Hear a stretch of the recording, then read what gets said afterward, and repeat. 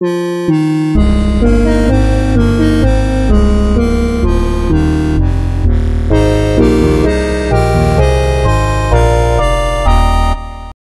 I'm back from Nintendo World. Obviously, it's been a couple of weeks since the E3 media briefing when I was there.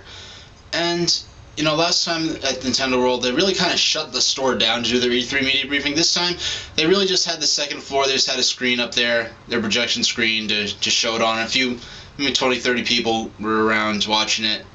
And the rest of the store just pretty much operated as normal. But that meant I was able to buy some stuff. The first thing I got, I'm not big on plushies, but I got this Pachirisu doll from Pokemon. I haven't even played the DS Pokemon games. I'm still on Pokemon Sapphire. Like, I have to go ahead and beat that so I can hopefully get to the DS games by the time Pokemon Gray comes out for the 3DS. I'm being theoretical there. Well, Pachirisu, I don't watch the anime that much, but I saw the episode with this guy in it, and he's really cute and hyper and crazy, and I liked him. And plus, when I buy stuff from, like, merchandise from different franchises, I like be it video games, movies, I like things that are sort of artifacts. It's not so much like sort of artifacts from that universe.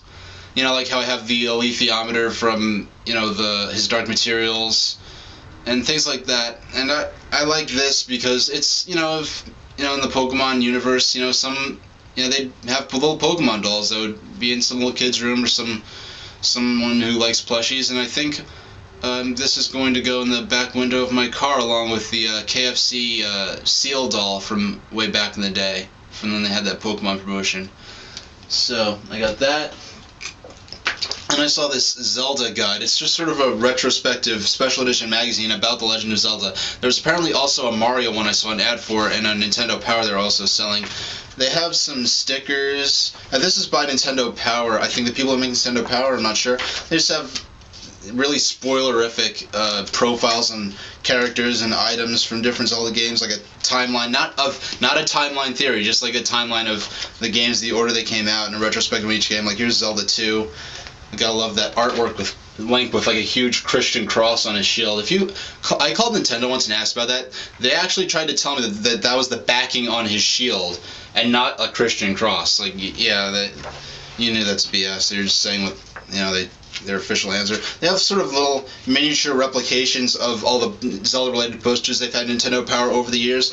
These aren't full size, and these aren't easily able to be taken out. And the way they printed them, so you can only see half of one and half the other, I guess the idea is you're supposed to remove them so you can see the full poster, but then you'd have to unstaple the book and probably mess up the binding. And plus, if this is a special collector's edition, you're going to ruin either get your posters or you ruin the magazine, so that's a sort of bad choice to have to make. I would have made it easier to get the posters out. And there's some stickers here. I don't know why I haven't played Spirit Tracks yet, considering how much I like trains. Then they had a Donkey Kong Special Edition Jenga.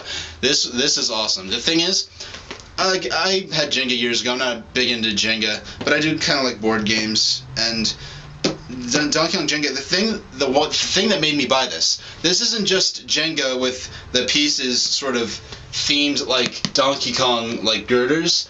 The thing is, this is an actual board game. There are little holes in each of the pegs of each of the blocks, and the point is there's a spinner you spin, and you can, it tells you to move Mario up or down, or if you spit the wrong one, you'll have to remove a girder from the tower. And the point is for each player to get their Mario to the highest when the tower falls. So that's cool that there's sort of a board game aspect to it, in addition to the normal Jenga game where you just pull the blocks and try to knock over the tower. You're actually competing to try to get your Mario up higher on the tower as well, which is very cool. Lots of sirens going on. And another thing I got just in the mail yesterday, I got this awesome shirt from the person who does the Inhuman webcomic, and it has a little six-limbed alien dude dancing across it. And I always thought, I really need a shirt with a little dancing alien dude running across it. That would be awesome. And now I finally have such a shirt, and it's really high quality. It's not like a iron-on or anything. And I think, what was it, 20 bucks? This is a medium. I think they're all the same price, but what I wasn't expecting, in addition to the awesome shirt, it came with a bunch of pins that the artist sells separately on the stuff section of the site of stuff you could buy. You can't probably see the pins too good. There's pins of the different characters from her comic, and it's really cool. These are definitely going on my backpack. Nice little bonus. Wasn't expecting that. Thank you very much for including those.